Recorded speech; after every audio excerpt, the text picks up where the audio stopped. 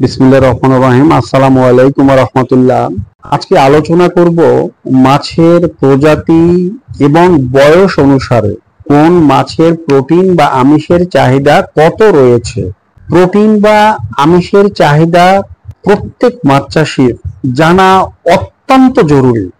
আমি পুকুরে মাছ ছেড়ে দিলাম, আমি দোকানে গিয়ে ডিলার কিংবা দোকানদারের কথা অনুসারে সে একটা খাবার দিল, বা আমি নিজের মন মতো একটা খাবার তৈরি করে পুকুরে দিলাম, এটা ডিফারেন্ট থিংস। কিন্তু যারা কমার্শিয়ালি চাষ করেন বা ব্যবসার উদ্দেশ্যে মাছ চাষ করছেন, তাদের এই বিষয়টি অবশ্যই জানতে হবে।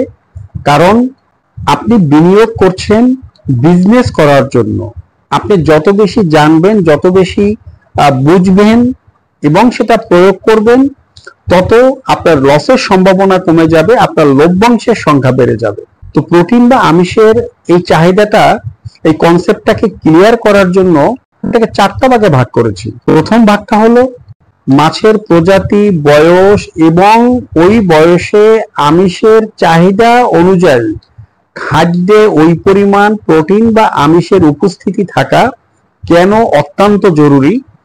নাম্বার 2, প্রোটিন বা আমিষ মাছের চাহিদা এবং বয়সের তুলনায় যদি বেশি দেয়া হয় তাহলে আমাদের কি ক্ষতি হতে পারে।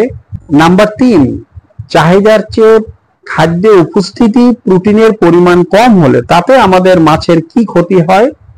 নাম্বার 4, কোন মাছের কোন বয়সে প্রোটিন বা আমিষের চাহিদা কতটুকু রয়েছে।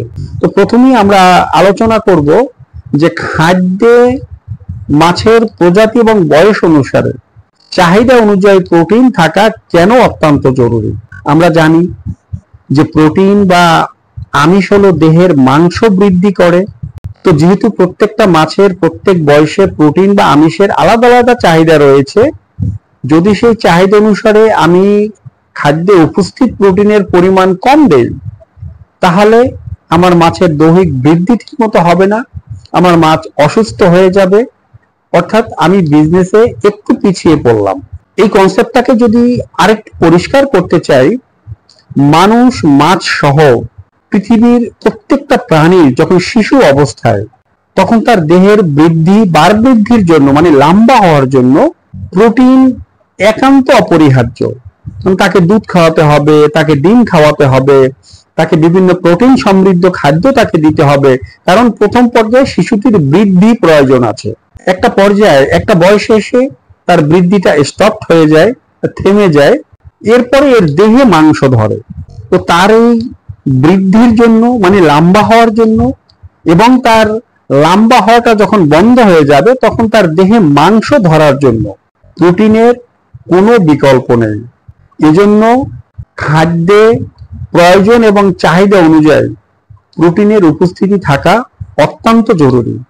এখন প্রোটিন যদি বেশি হয় তাহলে কি ক্ষতি হয়। প্রোটিন যদি মাছের প্রয়োজনের তুলনায় বা চাহিদার তুলনায় যদি বেশি হয়ে যায়, আমি খুব সহজভাবে একটু বলবো যে অনেক সময় আমরা দেখব যে আমরা যে সমস্ত চাষিরা এই প্রোটিনের হিসাবটা করি না, কিংবা ইউরিয়া সারের পরিমাণটা আমরা পুকুরে বেশি ব্যবহার করি, তারা দেখবেন যখন জাল টেনে মাছটাকে তুলবেন, আমরা তো অনেক সময় পরীক্ষা করার জন্য জালটা টানি, মাছটা যখন তুলবেন তখন দেখবেন যে মাছের দেহের কিন্তু একটা হার্ডনেস থাকে, মাছটা ধরলে একটু শক্ত মনে হয়, অনেকটা স্ট্রং মনে হয়। কিন্তু প্রোটিন বেশি ব্যবহার করলে দেখবেন যে সেই মাছটার এনার্জি অনেকটা কম এবং মাছটা ধরলে অনেকটা নরম মনে হচ্ছে। সে যে বয়সের মাছই হোক, এই মাছ যদি অনেক সময় আমরা ধরে খাই বা বাজার থেকে কিনে যখন আমরা খাই, রান্না করার পরও দেখবেন যে এই মাছ অনেকটা নরম, মানে যে সাইজের মাছটা আমি কিনলাম, এই মাছটা রান্না করার পরে যতটা শক্ত হওয়া দরকার ছিল সে পরিমাণ শক্ত মাছটা হয় না, তো মাছটা নরম রয়ে গেছে। এতে ক্ষতিটা কি হয়, মাছের রোগ প্রতিরোধ ক্ষমতা ঠিকভাবে তৈরি হয় না, তো মাছ রোগাক্রান্ত হয়। তৃতীয়ত, মাছকে যদি বেশি পরিমাণ প্রোটিন দেওয়া হয়, এই প্রোটিন সমৃদ্ধ খাদ্যটা খেয়ে তার দেহে যতটুকু প্রোটিনের প্রয়োজন আছে ততটুকুই দেহ শোষণ করে, বাড়তি আমিষটুকু মলমূত্রের সাথে তার দেহ থেকে পুকুরে বেরিয়ে যায়। তো এই প্রোটিনটা যখন আমাদের পুকুর বা জলাশয়ে গেল এবং সেখানে পচে আমাদের পুকুরের অ্যামোনিয়া তৈরি হয়, অর্থাৎ পুকুরের পরিবেশ, পুকুরের ভারসাম্য এটা নষ্ট হলো এবং মাছের যে বিপাকীয় কার্যক্রম, কারণ খাদ্যটা তার পেটে যাওয়ার পরে সেখান থেকে তো তার পিত্ত রস সেখানে যায় খাদ্যটাকে ডাইজেস্ট করার জন্য। তো প্রোটিন বেশি থাকার কারণে তার বিপাকীয় যে কার্যক্রমটা, অর্থাৎ তার যে ডাইজেস্ট করার যে প্রক্রিয়াটা, সেটাও কিন্তু সে সঠিকভাবে সঞ্চালন করতে পারে না, যার জন্য তার দেহে বিভিন্ন ধরনের রোগ ব্যাধি চলে আসে, মাছ অসুস্থ হয়ে যায়, পুকুরের পরিবেশ নষ্ট হয়। এখন যদি আমরা প্রয়োজনের তুলনায় কম আমিষ তাকে দেই, তাহলে আমাদের কি ক্ষতি হয়? আমি কমার্শিয়ালি মাছ চাষ করছি, আমি বিজনেসের উদ্দেশ্যে আমি মাছ চাষ করছি প্রফিট করার জন্য। তো আমার মাছের যে বয়সে যে পরিমাণ প্রোটিন বা আমিষের প্রয়োজন, আমি যদি সেটা না দিই, তাহলে আমার মাছের সে বৃদ্ধিটা আমি পাচ্ছি না, আমার অর্থ লস হলো, আমার সময় নষ্ট হলো, আমার শ্রম নষ্ট হলো। এজন্য প্রয়োজনের তুলনায় প্রোটিন কম দেয়াটাও হলো ক্ষতির একটা কারণ। নাম্বার 4 হলো কোন মাছের কোন বয়সে প্রোটিনের চাহিদা কত রয়েছে। তো প্রথমেই আমরা একটু রেনুর বিষয়টা আসবো। রেনুর জন্য প্রোটিনের চাহিদা রয়েছে 40 থেকে 38। মাছটা যখন ধানীতে রূপান্তরিত হয়, অর্থাৎ এই যে বয়সের যে গ্যাপটা আমি প্রথমে যে বললাম, যে প্রথম হলো শিশুকাল, এরপর হলো তার কৈশোর, মানে শৈশব, কৈশোর, তারপর হলো যৌবন। তো ধানীটা হলো তার কৈশোর। এই সময়টায় তার আমিষের প্রয়োজনটা হয় 35 থেকে 30। আমি কিন্তু বিষয়টা একটু উল্টো করে বললাম যে 40 থেকে 38, 35 থেকে 30। প্রত্যেকটা মাছের বয়স যত বেশি হয় তত তার প্রোটিনের চাহিদাটা কমে। আমাদের মানুষেরও যেমন শিশুদের প্রোটিনের চাহিদা বেশি হয়, যখন সে একটু বড় হয় তখন তারা দুধ ডিমের প্রয়োজন হয় না, অল্প দুধ ডিমের পাশাপাশি সে ভাত, শাক, সবজি, মাছ, মাংস এটা খায়। আর যখন তার লম্বা এবং দৈহিক বৃদ্ধি, অর্থাৎ এই সময়টা যখন শেষ হয়ে যায়, তখন কিন্তু চাইলেও দুধ ডিম খাওয়া যায় না, চাইলেও মাংস খাওয়া যায় না, তখন শুধু মাছ, সবজি এটার উপরেই নির্ভর করতে হয়। তো এই জন্য বয়স যত কম তত তার প্রোটিন চাহিদা বেশি, বয়স যত বেশি তখন তার প্রোটিন বা আমিষের চাহিদাটা কম।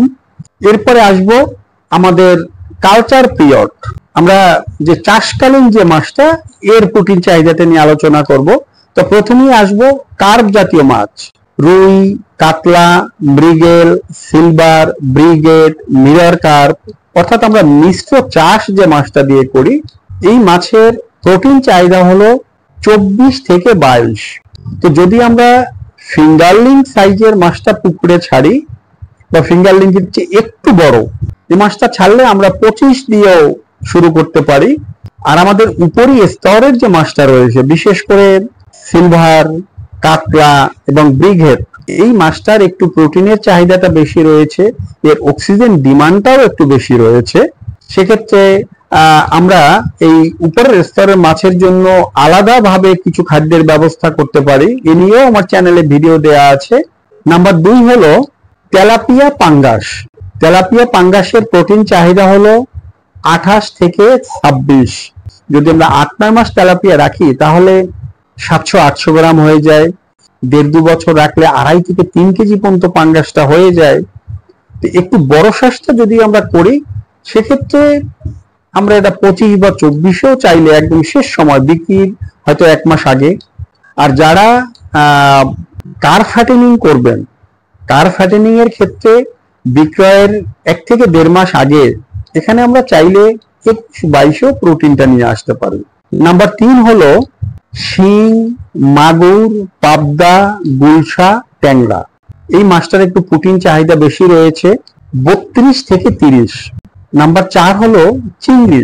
চিংড়ি মাছের ক্ষেত্রে প্রোটিন বা আমিষের চাহিদাটা একটু বেশি দরকার হয়, এর প্রোটিন চাহিদা হলো 35 থেকে 32। এটা কিন্তু আমি কালচার পিরিয়ডের কথা বলছি।